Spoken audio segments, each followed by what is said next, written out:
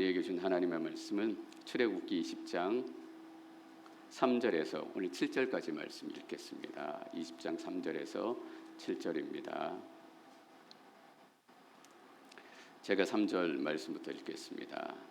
너는 내 앞에서 다른 어떤 신도 없게 하여라. 자신을 위해 하늘에 있는 것이나 땅에 있는 것이나 물속에 있는 것이나 무슨 형태로든 우상을 만들지 말라. 너는 그것들에게 절하거나 예배하지 말라. 내 하나님 나 여호와는 질투하는 하나님이니 나를 미워하는 자들에 대해서는 아버지의 죄를 그 자식에게 갚되 3, 4대까지 갚고 지키는 자들에게는 천대까지 사랑을 베푼다. 7절 함께 읽습니다. 너는 내 하나님 여호와의 이름을 함부로 부르지 마라. 여호와는 그 이름을 헛되이 받고 함부로 부르는 자들을 죄 없다 하지 않으실 것이다. 아멘. 제가 잠시 기도하고 하나님의 말씀 함께 나누겠습니다. 살아계신 하나님, 오늘 우리가 하나님의 말씀 앞에 겸손한 마음으로 서기를 원합니다. 하나님이 어떤 분이신지, 십계명의 의미가 무엇인지, 또한 십계명을 통해서 우리가 깨닫기를 원하시는 하나님의 교훈은 무엇인지 우리가 오차 없이 함께 나누기를 원합니다. 전하는 자의 부족함은 사라지게 하옵시고 하나님의 말씀의 권능만 살아 역사하시는 그런 은혜의 시간을 허락하여 주시옵소서.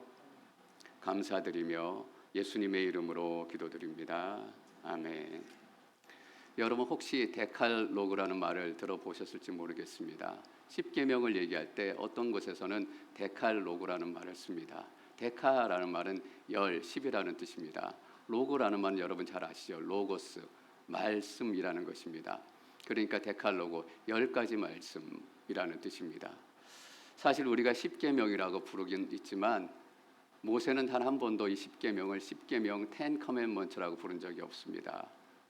10가지 말씀이라고 불렀습니다. 모세가 18장에서 자기인 이드로를 만나게 됩니다. 이 10가지 말씀은 거기서부터 시작이 돼요. 모세 이드로가 오랜만에 모세를 방문했습니다. 아내도 데리고 자식들도 데리고 모세가 어떻게 지내는지 아마 형편을 살펴보고 싶었던 것 같습니다.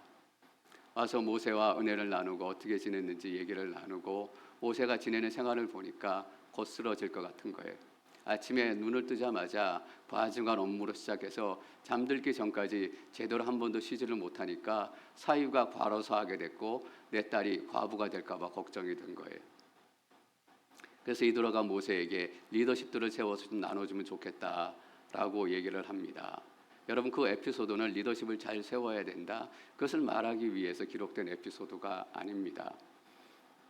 모세의 장인이 모세에게 이렇게 얘기하는 장면이 있습니다. 출애굽기 18장 18절 말씀 저희가 함께 읽습니다. 시작. 자네에게 오는 이 백성들은 자네만 지치게 만들 뿐이네. 자네에게 일이 너무 무거우니 어디 혼자 당해낼 수 있겠나. 여기 일이라는 말이 이 문맥 안에서 문제라는 말로 번역이 되기도 합니다.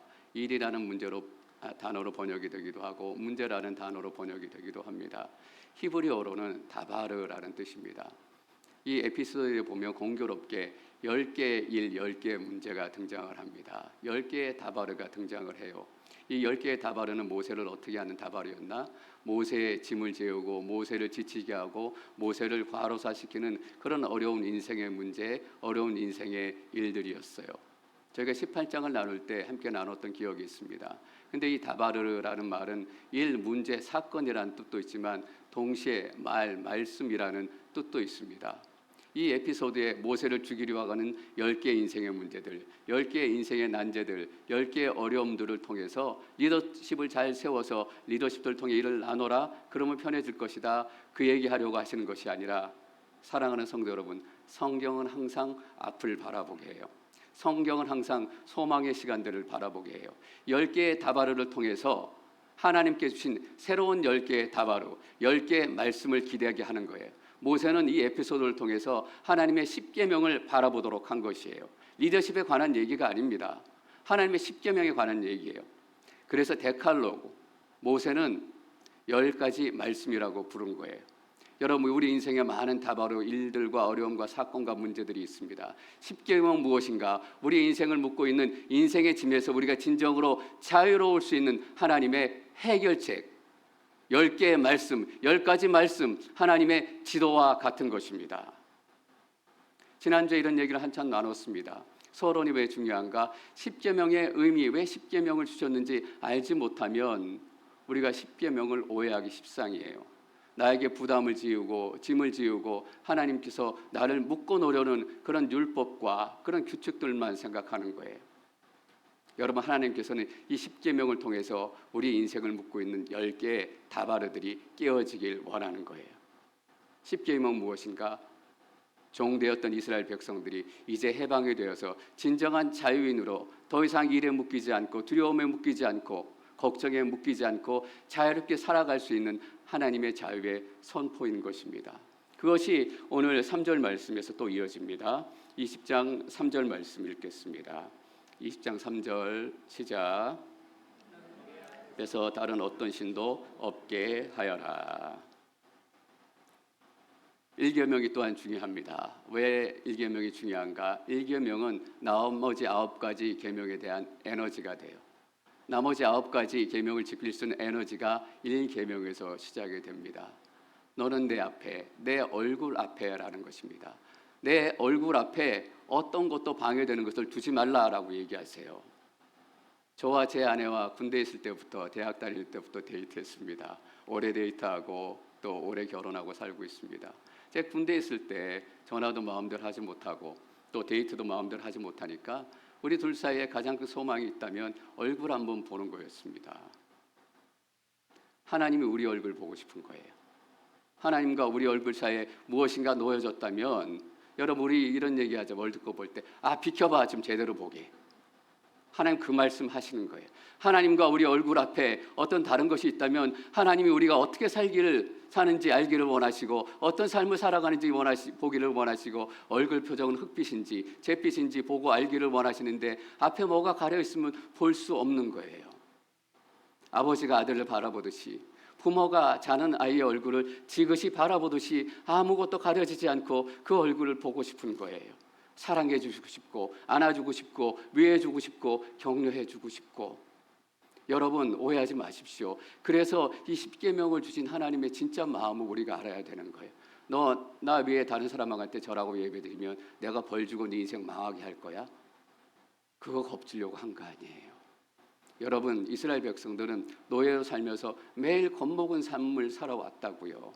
벽돌 100장 못 구울까 봐, 집 어디서 못 구할까 봐, 벽돌 100장 못 구우면 매 맞고 혼날까 봐 겁나서 절절 맸다고요. 하나님께서 그 이스라엘 백성들에게 너 제대로 예배하지 않으면 너희들 심판하고 벌할 거야. 여러분, 그 마음 아니에요. 하나님의 마음은 너희 얼굴 제대로 보고 싶다라는 것입니다. 비켜봐, 박지영 목사 얼굴 좀 제대로 보게. 비켜봐, 어느 집사 얼굴 제대로 보게. 그래서 하나님의 얼굴빛을 우리에게 비춰주시기를 원하시는 거예요. 사랑하는 성도 여러분, 하나님께서 하나님의 사랑을 우리에게 보여주기를 원하세요. 예수님께서 십계명을 2가지 문장으로 정리해 주셨습니다. 어느 것이 큰 계명이냐라고 율법학자들이 묻고 도전할 때 예수님께서 계명을 간단하게 정리해 주셨습니다. 2가지 줄입니다. 한번 읽어볼까요? 1번부터 읽겠습니다. 시작. 내 이웃을 사랑하라. 십계명의 본질은 무엇인가? 사랑입니다. 저기에 어디 너희가 이거 지키지 않으면 하나님께서 벌하고 심판하실 것이다, 이런 얘기 있어요? 없습니다. 하나님을 사랑하라, 이웃을 사랑하라. 어떤 의미예요? 십계명을 들여다보고 십계명을 묵상하고 십계명을 살게 되면 하나님을 사랑하는 마음이 생기기 시작한다라는 것입니다. 십계명을 잘 지켜 살다 보면 이웃을 사랑하는 마음이 생기기 시작한다라는 거예요. 여러분, 왠지 아세요? 하나님께서 막 시켜서 그런 거 아니에요. 얼굴과 얼굴을 맞대어 보니까 하나님께서 나를 얼마나 사랑하시는지 하나님의 마음과 사랑을 알기 시작한 거예요. 여러분, 사랑은 어떻게 시작이 돼요? 내가 일방적으로 먼저 좋아해서 사랑이 시작되기도 하지만 상대방이 나를 열렬히 좋아하게 되면 내 안에 사랑이 시작이 된다고요. 하나님께서 우리 얼마나 사랑하시는지 그것을 경험하게 되는 것이에요. 그러니까 하나님을 사랑하게 되는 거예요. 사랑하라고 명령하는 것이 아니라 너희가 이 십계명을 통해서 하나님을 사랑하는 삶을 살게 될 것이다. 이전엔 걱정하는 삶을 살았거든요. 이전엔 매 맞을까 봐 두려워하는 삶을 살았거든요. 사랑하는 삶이란 노예들에게 없었습니다. 아들도 지키지 못하는 아버지가 무슨 사랑을 함부로 입에 담을 수 있겠습니까? 그러나 하나님께서 이 10개의 다바로를 통해서 인생을 묻고 있었던 모든 짐들을 끊어주시겠다라고 얘기하십니다. 나 외에 다른 신을 섬기지 말라. 여러분, 또 하나 우리가 중요하게 기억할 게 있어요. 뭐냐 하면 하나님께서 나 외에 다른 신을 섬기지 말라라고 얘기하실 때 우리에게 이렇게 질문하시는 것입니다. 박재영 목사, 정말로 나 외에 다른 신이 필요해? 나 외에 다른 하나님이 필요해? 나 외에 다른 능력이 필요해? 내가 너를 짓고 너를 지키고 너를 사랑하고 너를 살리고 너를 회복시킬 것인데 정말 나 외에 너가 다른 하나님이 필요해? 라고 물으시는 거예요. 여러분, 동일한 질문을 여러분들에게 드려보고 싶습니다. 하나님 외에 다른 신이 필요하세요? 하나님 외에 다른 도움이 필요하세요? 하나님 외에 다른 능력이 필요하세요? 하나님께서 이렇게 말씀하실 수 있는 중요한 이유가 하나가 있습니다. 이 땅의 진정한 신, 진정한 하나님은 하나님 한 분밖에 없기 때문입니다. 다른 신을 믿어서 효과가 있다면, 능력이 나타난다면 그래 거기 가서 얼마 있다가 와서 은혜 받고 와라 라고 하나님께서 말씀하셨을 것입니다. 그런데 이 땅에 있는 신들이라는 것은 무엇입니까? 바다에 이름을 붙여놓고 산에 이름을 붙여놓고 돼지머리에 이름을 붙여놓고 거기에 능력을 부여하고 권위를 부여하고 가치를 부여하고 그 돼지머리에 절하는 게 신이잖아요. 하나님이 보시니까 안타깝고 답답해요. 돼지머리에 기도해봐야, 돼지머리에 절해봐야 아무런 변화도 나타나지 않는데 저 산에 가서 절하고 바알을 붙들고 아세라를 붙들고 예배하고 난리를 쳐봐야 아무 능력도 없다는 것을 하나님께서는 아시는 거예요. 그건 사람들이 만들어 놓은 거짓 신이라는 거예요. 하나님 우리의 인생이 헛되게 흘러가기를 원하지 않으세요. 여러분 잘 기억하십시오. 너는 내 앞에 다른 어떤 신들도 없게 하여라. 헛된 인생 살지 말라는 것입니다. 엉뚱한 데 가서 엉뚱한 시간 낭비하지 말라라는 것입니다. 여러분 얼마나 비참해요. 돼지머리에 절하면서 내 인생 지켜주십시오. 내 인생 지켜주십시오. 그게 사람다운 인생이에요. 개만도 못한 인생이에요. 돼지에게 절하고 저 돼지가 나를 지켜주겠지. 특별히 이 당시에 한 하나님을 믿는다라는 것은 파격적인 주장이었습니다. 신은 많으면 많을수록 좋았어요. 우리가 회사 들어가면 라인을 탄다라고 얘기해요. 줄을 잘 서야 출세도 빨리 하고 징부도 빨리 하고 일이 잘 풀려요. 여러분, 줄이 많으면 많을수록 좋잖아요. 라인이 많으면 많을수록 보험이 되고 안전하죠. 이 당시의 사람들이 신들을 그렇게 생각했다고요. 신은 많으면 많을수록 좋다. 산의 신도 있고 강의 신도 있고 돈의 신도 있고 농사의 신도 있고 바다의 신도 있고 건강의 신도 있고 치유의 신도 있고 그 많은 신들을 내가 다 섬길 수 있다면 나의 인생은 완벽해질 것이다 라고 생각한 거예요. 여러분, 바울이 복음을 전했던 로마 시대만 해도 그랬다라는 것이잖아요. 어떤 기록을 보면 로마인들 그 당시에 사는 사람들이 크리스찬 보고 무신론자라고 얘기했다라는 것입니다. 왠지 아세요? 한 하나님만 믿었기 때문에. 어떻게 한 신만 믿지? 한 하나님만 믿지? 그래가지고 무슨 신을 믿는다는 거지? 이 땅에 있는 신들을 다 믿어야 안전하지. 여러분, 모세가 이렇게 성경을 썼던 이 시대에 바벨론에 발견된 한 비석이 있습니다. 비석의 기도문이에요. 기도문의 내용을 요약해서 읽어드리면 이렇습니다. 오 이름 모를 위대한 신이시여, 내가 미처 부르지 못한 이름이 있습니다. 내가 알지 못해 섬기지 못한 신이 있습니다. 왜 이렇게 기도합니까? 걱정되고 불안하고 겁나는 거예요. 내가 이름을 알지 못해서 이름을 언급하지 못한 신이 혹시 있었다면 내 인생 망하는 거 아닌가? 그 신이 화를 내서 내 인생 무너지는 거 아닌가? 불안하고 걱정스럽고 전전긍긍한 거예요. 이렇게 기도가 이어져요. 내가 비록 당신의 이름은 모르지만 당신의 진노가 이 땅에 임하지 않게 하소서. 간절하게 기도합니다. 열심히 기도합니다. 여러분, 간절하게 기도하는 거, 열심히 기도하는 거, 그것보다 더 중요한 것이 무엇입니까? 누구에게 기도하느냐라는 것입니다. 누구를 의지하고 신뢰하냐라는 것입니다. 여러분 박재영 목사를 열심히 믿고 열심히 따라오고 더 열심히 더 간절하게 저를 쫓고 믿어 보십시오. 실망밖에 더 있겠습니까? 열심히가 중요한 것이 아니라 누구를 믿느냐, 누구 앞에 기도하느냐, 이것이 중요한 것입니다. 하나님께서는 1계명을 통해서 그것을 우리에게 말씀하시는 거예요. 너가 과연 누구한테 기도하고 있느냐라는 것입니다. 정말 너가 하나님 외에 다른 신이 필요하냐라고 질문합니다.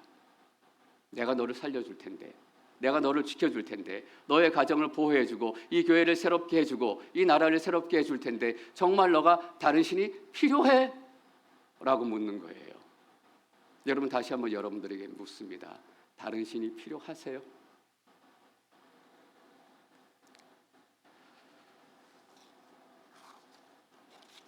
우리가 여기저기 묶여 삽니다. 이 걱정 저 걱정, 이 다바로 저 다바로, 사건과 문제와 일과 10가지 아니라 100가지, 1000가지, 10,000가지의 다발에 눌려 살아갑니다. 그게 종이죠. 그게 노예된 삶이죠. 걱정이 벗어나지 않고 근심이 벗어나지 않고 하나님께서 십계명을 통해서 우리를 묶고 있었던 이 노예 근성, 노예의 기도, 노예의 염려를 깨기를 원하십니다. 하나님이 우리의 유일한 하나님이 되시기 때문입니다.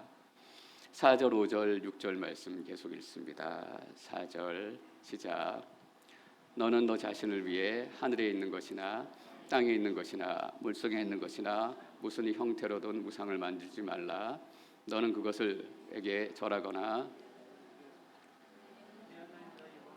질투하는 하나님이니 나를 미워하는 자들에 대해서는 아버지의 죄를 그 자식에게 갚되 3, 4대까지 갚고 나를 사랑하고 내 계명을 지키는 자들에게는 1000대까지 사랑을 베푼다. 당연히 우상을 만들고 다른 우상에게 절하지 말고 예배하지 말라라는 하나님의 뜻입니다. 우리 인생 가운데 얼마나 많은 우상들이 있고 얼마나 많이 절하고 예배합니까? 미국 연방준비위원회라고 부르죠. FRB에서 달러를 찍어냅니다.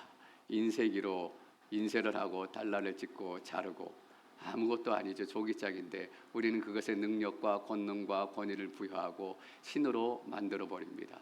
그리고 그 달러를 숭배하고 예배해요. 이계명 말씀은 하나님 외에 다른 우상을 숭배하는 그 부분에 대해서도 얘기를 하고 있습니다. 근데 이계명에 대해서 더 중요하게 얘기하는 부분이 있어요. 하나님을 하나님답게 예배하라라는 것입니다. 하나님을 하나님으로 찬양하라라는 것입니다. 하나님을 하나님으로 경배하라라는 것입니다. 여러분, 이스라엘 백성들이 금송아지를 만들어서 축제와 제소와 잔치를 벌입니다. 그때 이스라엘 백성들이 금송아지를 향해서 뭐라고 외쳤는지 아세요? 이것이 우리를 이집트에서 구해낸 하나님이시다라고 외치고 선포해요. 자기들 마음대로 하나님의 형상을 만들어 놓고 자기들 마음대로 예배하기 시작하는 거예요. 여러분, 남유다와 북이스라엘이 있습니다. 한 이스라엘이 되었다가 어느 시점인가 우리나라가 남북으로 갈라지는 것처럼 이스라엘도 남과 북으로 갈라집니다. 남쪽에는 예루살렘이 있어요. 성전이 있습니다. 자유롭게 예배하고 하나님을 찬양할 수 있어요. 그런데 북쪽 이스라엘은 예루살렘을 가지고 있지 못해요. 그래서 이스라엘의 여로보암이라는 왕은 걱정이 되고 두렵기 시작했어요. 혹시 이 사람들이 예배 드린다고 남쪽 이스라엘에 갔다가 예루살렘에 갔다가 마음이 헷가닥 변하면 어떻게 할까? 걱정이 되고 불안이 되고 가만히 있을 수 없는 거예요. 그래서 자기 마음대로 정한 곳에 하나님이다라고 형상을 세웠어요. 금송아지 형상을 세우고 뭐라고 얘기해요? 이것이 너희의 하나님이다라고 얘기합니다. 다 하나님을 예배한다라고 생각했죠. 사랑하는 성도 여러분, 오늘 어떤 마음으로 예배하러 오셨습니까? 4절 말씀을 다시 한번 읽어볼까요? 4절 읽어보겠습니다. 시작.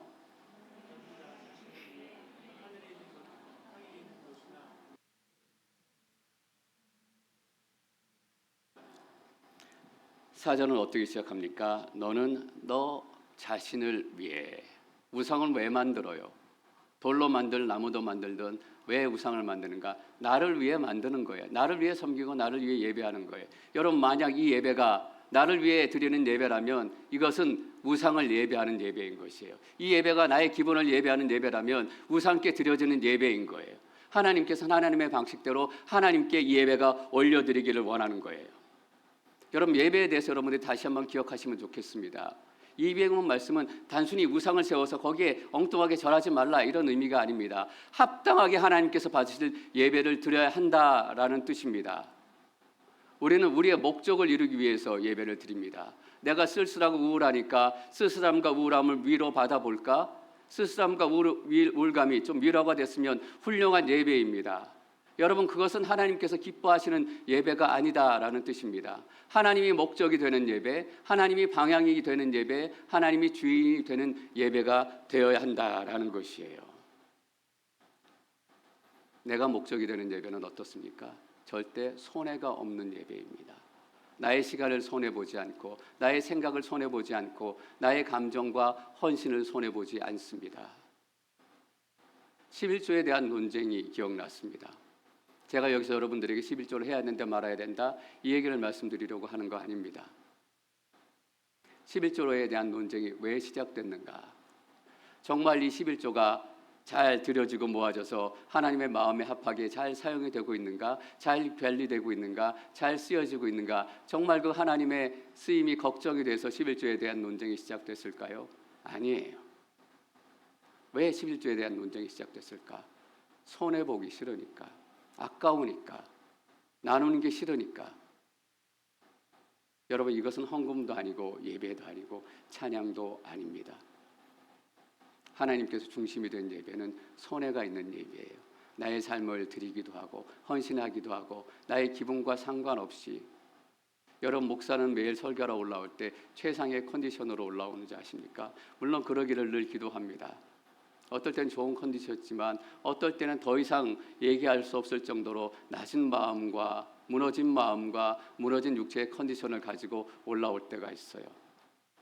그때 내 몸과 마음만 보면 예배할 수 없고 설교할 수 없죠. 그러나 하나님은 나의 연약함, 나의 무너짐을 뚫고라서 예배받기에 합당하신 하나님이십니다. 저는 이 계명을 통해서 여러분들이 예배에 대한 새로운 생각들이 정립되시기를 소망합니다. 예배는 하나님께서 받으시는 거예요. 우리가 드리는 것입니다. 우리가 덜컥 지나가는 홈리스에게 $1 지폐 꺼내주시지 하나님께 이렇게 꺼내주는 게 예배가 아니라고요. 그렇게 예배드리고 있다면 우리는 분명히 이 계명을 범하는 그런 근처까지 가고 있는지 모르겠습니다. 사랑하는 성도는 우리가 예배 시작하기 전에 찬양하면서 그렇게 기도했습니다. 하나님만이 이 예배의 왕이 되시고 주인 되어 주옵소서. 이것이 하나님께서 받으시기를 원하시는 예배입니다. 7절 말씀 함께 읽습니다. 7절 시작. 나는 내 하나님 여호와 이름을 함부로 부르지 마라. 여호와는 그 이름을 헛되이 받고 함부로 부르는 자들을 죄 없다 하지 않으실 것이다. 이 계명 때문에 유대인들이 그렇게 고생을 했지 않습니까? 하나님의 이름을 입술에 올리지 말라라는 것으로 오해해서 여호와라는 이름을 못 불렀어요. 그래서 지금 여호와라는 이름의 정확한 발음을 지금도 알 수 없는 거잖아요. 여호와가 맞는지 야훼가 맞는지 야훼가 맞는지 추측하는 거예요. 유대인들이 이 계명을 잘못 오해했기 때문입니다. 그래서 여호와가 들어가는 자리에 뭐를 썼습니까? 아도나이라는 표현을 썼습니다. 여호와라는 이름 대신에 그 자리에 아도나이라는 이름을 썼어요. 아도나이는 이름이 아닙니다. 아도나이는 호칭이에요. 로드라는 뜻입니다. 신약에 보면 예수님을 로드라고 불러요. 그냥 나의 주인이시여 부르는 것이 아니라 로드라고 부르는 것은 아도나이 나의 예수님이여 라는 뜻입니다. 나의 하나님 예수 그리스도시여 라고 고백하는 것이에요. 이것이 하나님의 이름이고 예수님의 이름입니다. 그러나 이 계명은 단순히 하나님의 이름을 부르지 말라라고 말씀하시는 것 아닙니다. 오히려 하나님께서는 할 수만 있다면 너희가 자주 하나님의 이름을 부르고 하나님의 이름을 외치고 하나님의 이름을 붙들어라 라고 얘기하세요. 요즘에 새벽 예배 중에 하박국 말씀을 나누고 있습니다. 하박국이 시간만 되고 기회가 되면 하나님께 불평을 막 쏟아내며 원망의 기도를 드립니다. 하나님께 불평하고 원망하면서, 그런데 계속해서 하박국이 하나님 나의 하나님 여호와시여 나의 반석이 되신 하나님, 하나님의 이름을 계속 외친다고요. 아니에요. 여러분, 하나님의 이름을 아끼지 마십시오. 필요할 때마다 우리 삶에 24시간 내내 하나님의 이름을 외치고 선포하기를 하나님께서 원하세요. 시편 기자들의 고백을 한번 기억해 보십시오.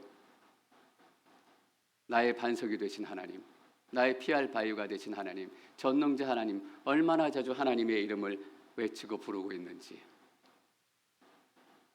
이 3계명의 원래 의미는 하나님의 이름을 걸고 맹세하지 말라라는 뜻입니다.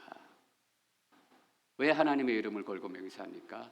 나를 증명하기 위해서예요. 나의 약속이 그래도 꼭 지킬 만한 약속이다. 자기의 이익을 위해서 하나님의 이름을 이용하는 거라고요. 3계명을 통해서 하나님께서 우리에게 말씀하시는 것은 이것입니다. 하나님의 이름을 너를 위해 이용하지 말라라는 것이에요. 제가 그래도 크리스찬인데 속여서 팔겠습니까? 멀쩡히 그렇게 얘기해놓고 속여서 파는 분들이 너무 많으신 것 같아요. 하나님의 이름을 망령되이 일컫는 거예요. 제가 어디서 뉴스에서 봤던 기억이 납니다. 어떤 분이 뇌물을 주고 회사를 운영하시는데 막 좋지 않은 자금 유용을 많이 해서 조사가 들어가고 막 큰 뉴스에 났습니다. 큰 회사였던 것 같아요. 뉴스에 나올 정도면. 막 회사에 나와서 인터뷰를 하는데 그 장면이 하나 기억이 납니다. 그러러 내가 교회 장로인데 뇌물을 주고 자금을 유용했겠습니까? 라고 분명하게 얘기했던 현장이 기억이 나요. 근데 며칠 후에 그분이, 그 장로님이 또 뉴스에 나오셨어요. 수갑을 차고. 이런 게 하나님의 이름을 망령되이 일컫는 일입니다. 고르반이라는 단어 여러분 기억하시죠? 고르반이라는 것은 하나님께 드렸다라는 뜻입니다. 그래서 이것이 고르반이다라고 얘기하면 내가 여러분을 주고 싶어도 하나님께 드리기로 약속했던 것이기 때문에 드릴 수가 없어요. 근데 이스라엘 사람들이 어떻게 했습니까? 어머니와 아버지에게 이 재정과 돈을 드려야 하는데 드리고 싶은 마음이 없는 거예요. 아까운 거예요. 그러니까 고르반하고 외치면 엄마 아빠한테 안 드려도 돼요. 이 하나님께 드릴 거니까 내가 아버지와 어머니를 드리고 섬기고 싶은데 드릴 수 없어서 죄송합니다. 고르반, 하나님의 이름을 이용해서 나의 이익을 추구하는 것. 십계명에는 앞판과 뒷판이 있습니다. 앞판에서 말씀하시는 이 내용일 거예요. 그래서 뒷판에는 더 깊은 내용을 말씀하세요. 하나님의 이름을 너의 이익을 위해서 이용하지 말라라고 말씀하세요. 동시에 우리에게 무엇을 말씀하시는 거예요? 하나님의 이름을 너의 회복을 위해서 강력하게 사용해라라는 것입니다. 하나님의 이름은 소망의 이름이고 회복의 이름이고 생명의 이름입니다. 우리는 단순히 하나님의 이름을 망령되이 일컫지 않는다. 불안하고 전전긍에서 내가 오늘 어겼을까? 하나님의 이름을 내가 오마이갓 잘못 불러서 어떡한가? 두려움에 끝나는 것이 아니라 이 하나님의 이름을 시편 기자들이 그랬던 것처럼 담대하게 올바르게 능력을 가지고 선포하며 살아가라라는 것입니다. 여호와는 나의 목자시니 이 이름을 외치고 오늘 내가 부족한 것 같지만 하나님께서 내 삶을 부족함 없이 채워주실 것이다. 이 이름을 붙들고 오늘도 다시 한번 일어서는 것. 하나님께서는 우리가 그렇게 살기를 원하시는 하나님이세요. 여러분, 저는 성경에 많은 하나님의 이름 중에 여호와 삼마라는 이름을 정말 좋아해요. 여호와 삼마라는 이름은 에스겔서 48장 제일 마지막에 나오는 이름입니다. 이스라엘 성전이 다 무너지고 예루살렘이 다 폐해가 되고 다 정복이 되고 아무것도 남지 않았을 때 하나님께서 에스겔에게 앞으로 하나님께서 참 성전을 어떻게 회복하실 것인지 환상을 보여주세요. 이런 성전이 회복될 것이다. 그리고 그 끝에 에스겔이 하는 이야기예요. 에스겔 48장 35절 말씀 함께 읽습니다. 시작. 그 사면 둘레는 1만 8천 규빗이다. 삼마라고 불릴 것이다. 이때 에스겔은 어떤 상황 가운데 있습니까? 예루살렘 남유다가 다 무너지고 예루살렘 성전도 다 무너지고 에스겔은 바벨론의 포로로 잡혀와 있었습니다. 에스겔 개인적으로도 그렇고 이스라엘 앞으로 미래도 그렇고 하나님께서 이 성전을 포기하셨나? 하나님께서 하나님의 임재를 버리시고 우리를 버리셨나? 하나님께서 과연 우리를 새롭게 지켜주실까? 또한 우리에게 영광의 시간을 허락하실까? 두렵고 불안한 마음, 이제 우리 완전히 망한 거 아니야? 라는 마음으로 두려워하고 있을 때 하나님께서 환상을 보여주신 거잖아요. 하나님께서 직접 그 성전을 회복시켜 주실 것이다. 근데 환상 가운데 보니까 하나님이 거기 계신 거예요. 우리를 버리신 줄 알았던 하나님, 예루살렘을 떠나신 줄 알았던 그 하나님이 바로 그 새롭게 지으신 하나님의 성전 안에 있는 거예요. 여호와 삼마, 하나님께서 거기 계시다라는 뜻이에요. 나를 떠난 것 같은 하나님, 나를 버리신 것 같은 하나님, 나를 더 이상 찾아올 것 같지 않던 하나님, 하나님 나를 정말 지켜주실 거예요. 그때 에스겔이 외치니 여호와 삼마, 하나님은 여전히 우리와 함께 하신다. 하나님은 여전히 나의 삶을 지켜주신다. 하나님은 여전히 샌디에고 온누리 교회와 함께 하신다. 여러분 한 구절 더 읽어볼까요? 사도행전 3장 6절 말씀입니다. 함께 읽습니다. 시작. 베드로가 은과 금은 내게 없으나 내게 있는 것을 당신에게 주겠소. 나사렛 예수 그리스도의 이름으로 명하노니 일어나 걸으시오. 여러분, 예수의 이름은 세상의 소망이요. 예수의 이름 뭐예요? 예수의 이름은 천국의 기쁨일세. 예수의 이름은 우리의 소망의 이름입니다. 여호와의 이름을 망령되이 일컫지 말라. 내가 실수해서 전전긍긍하는 것이 아니라 이 예수의 이름을 담대하게 믿음으로 외쳐서 쓰러져가고 있는 내 인생, 무너져가고 있는 내 인생이 예수의 그리스도의 이름으로 다시 한번 일어서기를 원한다라는 하나님의 마음이에요. 여러분, 이 땅이 어둡고 이 땅이 갈수록 망해가고 있어요. 그러나 예수의 이름이 이 땅의 소망인 것입니다. 믿음의 사람들이 예수의 이름을 외치고 다시 한번 예수의 승리를 외치면 이 땅이 천국으로 변화되어질 줄 믿습니다. 여러분, 예수의 이름을 붙드십시오. 우리는 이 능력의 이름을 선포하고 나아가야 되는 사람들입니다. 어떤 한 주가 여러분 앞에 기다리고 있을지 모르겠어요. 하나님의 이름을 망령되이 일컫지 마십시오. 예수의 이름을 담대하고 선포해서 여러분 삶 가운데 다시금 승리하시고 일어서는 영광을 경험하시는 한 주가 되시기를 축원합니다.